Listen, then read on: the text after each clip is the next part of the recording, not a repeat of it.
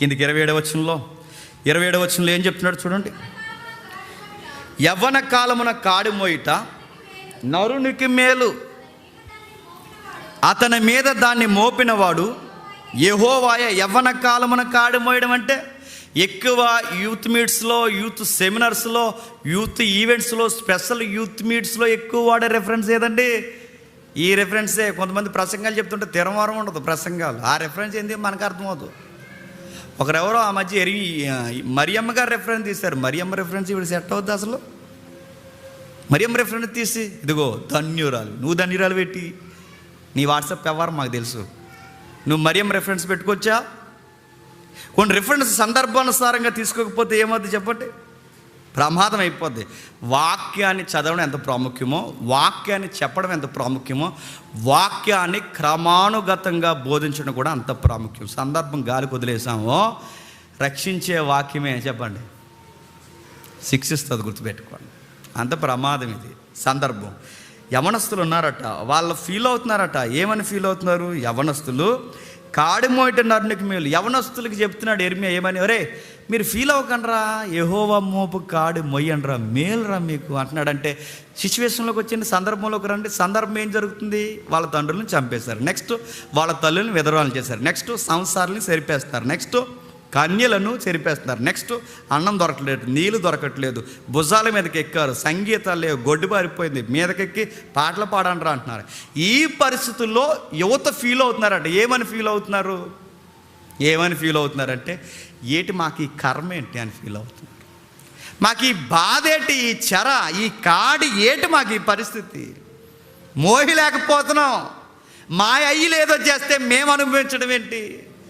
మా పితరులకి తిరగం లేకపోతే, వాళ్ళ పరిస్థితులు బాగపోతే వాళ్ళు చేసిన తప్పులకి మేము శ్రమ అనుభవించడం ఏంటి? ఏంటి ప్రభావ మాకేం అర్థమవట్లేదు.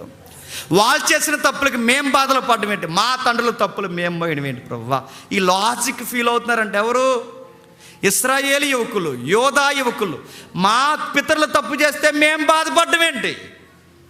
అప్పుడప్పుడు మనకు అనిపించదా, అనవసరంగా ఇంట్లో పుట్టామంటాం మనం. అప్పుడప్పుడు మనకు అనిపించదు, ఈదులో అనవసరంగా పుట్టాం, టాటాపిల్లకి పుడితే బాగున్నాం అనుకుంటాం మనం. అనవసరంగా ఈవిడికి పుట్టాను, అనవసరంగా ఈయనకి పుట్టాను. ఎక్కడ పుట్టానంటే ఎక్కడైనా పుడితే బాగుండు, ఈ ఏరియాలో పుట్టానంటే ఢిల్లీలో పుడితే బాగుంది. గల్లీలో తిరగలేదు కానీ ఎక్కడ పుడతావు? ఢిల్లీలో పుడితే బాగుంది. ఎన్ని చెబుతామో మన ఫీలింగ్స్ ఇవన్నీ. నీకు పుట్టాను కాబట్టి ఇక్కడ ఉండిపోయాను, కానీ లేదంటే నేను ఎక్కడుందో తెలుసా, మోడీ గారు పక్కన ఉంది ఏమనుకున్నావు అంటాం.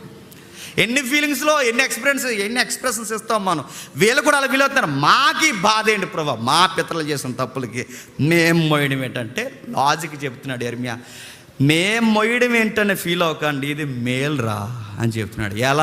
ఎలా అంటే తండ్రి బాగా తాగుతున్నాడు అనుకోండి, తాగి తాకరా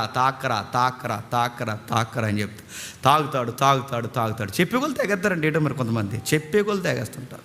తాకరంటే తాగేస్తారు. తాగుతావు రేపు అడుగుతున్నావు. నువ్వు తాగి నీ ఆరోగ్యం పాడైతే, నీ లివర్ డ్యామేజ్ అయితే, నీ కిడ్నీ ఎఫెక్ట్ అయితే, నేను తీసుకెళ్ళి ప్రైవేట్ హాస్పిటల్లో జాయిన్ చేస్తే, నీ వ్యవహారానికి, నీ తాగుబోతే వ్యవహారానికి ప్రైవేట్ హాస్పిటల్ చేతులు ఎత్తేస్తాయి. చూస్తూ చంపలేరు గనక, చంపుకోలేరు గనక తీసుకొచ్చి గవర్నమెంట్ హాస్పిటల్లో పడేస్తారు. గవర్నమెంట్ హాస్పిటల్లో నత్త నడక నడుస్తుంది వైద్యం. అలాగా నీకు బ్యాగ్ వేస్తారు. బ్యాగ్ మరి పని చేయదు కదా, బ్యాగ్ వేస్తారు. ఇలా నడుస్తున్నప్పుడు నడక నడుస్తుంది వైద్యం. అప్పుడు నీకు అనిపిస్తుంది అనవసరంగా తాగాడని. ఆ టైంలో నీ భార్య ఏం చేస్తుంది? వయసులో ఉన్న భార్య అయితే నువ్వు తాగి నువ్వు ఆరోగ్యాన్ని పాడు చేసుకున్నా కనుక నీ వయసులో ఉన్న భార్య ఇప్పుడు ఏం చేస్తుంది? నువ్వు పోషించలేవు, పిల్లలకి గుప్పడి మెతుకులు తేలేవు కనుక ఈ టైంలో నీ భార్య ఏ ఇంటికో పాచి పని చేసుకోవడానికి వెళ్ళిపోతుంది. ఎక్కడో దిక్కిన పాచి పని చేస్తుంది. బుద్ధి మంచిది కానిదైతే ఎవరో ఒకరితో తప్పుడు పని చేస్తారు. ఏదో ఒక లేదా బతికించుకోవడానికి ఏదో ఒక తప్పుడు నడకలో పాచి పనులు ఏదో చేస్తుంది. పిల్లలు ఏం చేస్తారు? అమ్మ సరిగ్గా తేకపోతే, అమ్మ సరిగ్గా పెట్టకపోతే చివరికి పిల్లలు ఏం చేస్తారు? ఏ సిగ్నల్ దగ్గర నిలబడి అడుక్కుంటారు, లేకపోతే తినే దగ్గర పోయి అలా నిలబడి చూస్తారు, మాకు కొంచెం పెట్టవా అని. నీ వల్ల భార్య రోడ్డు మీద పడిపోతుంది, నీ వల్ల పిల్లలు రోడ్డు మీద పడిపోతారు. ఇప్పుడు చెప్పండి, తండ్రికి కుదురు లేకపోతే, తండ్రికి బాధ్యత లేకపోతే, తల్లిదండ్రులకి బాధ్యత లేకపోతే ఆ ఎఫెక్ట్ ఎవరి మీద పడుతుంది చెప్పండి? పిల్లల మీద పడతా ఖచ్చితంగా పడుతుంది. Next reverse. అదే తల్లిదండ్రులు మంచోళ్ళై ఉండి బాగా సంపాదించి, ఉద్యోగాలు సంపాదించి, అకౌంట్స్ బాగా మెయింటైన్ చేస్తే ఇప్పుడు ఈ పెద్దోళ్ళు సంపాదించిన ఈ లెవెల్స్, పెద్దోళ్ళు సంపాదించిన ఈ ప్రాస్పరిటీ, ఈ సమృద్ధిని ఎవరు అనుభవిస్తారు చెప్పండి? పిల్లలు. అంటే తల్లిదండ్రులు బాగుంటే చెప్పండి పిల్లలు బాగుంటున్నారు, తల్లిదండ్రులు బాగోకపోతే పిల్లల భారాన్ని మోస్తారు. ఎర్మి అదే చెబుతున్నాడు. మా అయ్యలు చేసిన తప్పుకు మేమెందుకు మొయ్యాలంటే మీరు వాళ్ళ గర్భాన పుట్టారు కనుక. ఒకటి గుర్తుపెట్టుకోండి, తల్లిదండ్రుల గర్భాన మనం పుట్టినప్పుడు వాళ్ళు చేసిన మంచైనా మనకు వర్తిస్తుంది. నెక్స్ట్ చెప్పండి, వాళ్ళు చేసిన చెడైనా ఆ భారాన్ని మనం మోయాల్సి వస్తుంది. ఎందుకంటే వాళ్ళతో మనకేముంది చెప్పండి? బంధం ఉంది. అది వాళ్ళు చేసింది నేనెందుకు మొయ్యాలంటే మోస్తాం, మరి పుట్టావుగా మొయ్యాలి. అదే అర్థమవుతుంది. ఏర్మే చెప్తున్నాడు, మీకు అనవసరంగా కాడి మీ మీద వచ్చిందని పడిపోకండి. మీకు సంబంధం లేదైనా మీరు మోస్తున్నాను, నీ పితరుల వల్ల ఈ బాధను మీరు అనుభవిస్తున్నాను. మీకు మాట చెప్తున్నాను, ఇది మీకు మేలే. ఎందుకంటే మీరు ఈ శ్రమలో, ఈ బాధల్లో సువర్ణాల్లా తయారవుతారు. ఇది మీకు మేలే అన్నాడు. ఈ శ్రమలో సువర్ణాల్లాగా, ఈ శ్రమలో వజ్రాల్లాగా, ఈ శ్రమలో బంగారు బొమ్మల్లాగా తీర్చిదిద్దబడింది. ఎవరు చెప్పండి? హిస్టరీ మీకు ఐడియా ఉంటుంది చెప్పండి. బబులోను చెరలో సువర్ణంలా కనబడిన యవనస్తులు ఎవరు చెప్పండి? దానియేలు స్నేహితులు షడ్రక్, మెషక్, అబేద్నెగో. ఇదిగో వాళ్ళ పితరులు చేసిన తప్పులకి దానియేలు మూలగలేదు. వాళ్ళ పితరులు చేసిన తప్పుకి దానియేలు స్నేహితులు మూలగలేదు. మాకీ కర్మేంటి, ఈ కాడి మేం మోయడం ఏంటి, ఈ బానిసలకి మేం బానిసలు ఏంటి మా పరిస్థితి ప్రభువాని ఏడలేదు. ఓర్పుగా ఉన్నారు, కాడి మోసారు.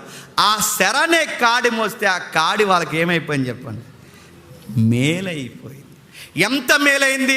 అన్యుల చెరలో అధిపతులు అయ్యారు, అన్యుల సంఖ్యలలో వీళ్ళ అధికారులు అయ్యారు, అన్యుల ఎదుట ఆఫీసర్లుగా కూర్చున్నారు. అంత మేలైంది. ఇది దేవుడిని ఎరిగిన వారికి శ్రమ కూడా ఎలా ఉంటుంది చెప్పండి? మేలే జరుగుద్ది. ఫీల్ అవ్వకండి యవనస్తులారా, మీరు ఫీల్ అవ్వకండి. మా తండ్రుల తప్పులకి మా జీవితాలు ఎందుకు ఇలా అయిపోయినాయని బాధపడకండి. ఇది మేలే. మీ తండ్రులు తెలిసి చేసినా తెలిసి చేసినా మీరేం ఫీల్ అవ్వకండి. దేవుడు మిమ్మల్ని చూస్తారు.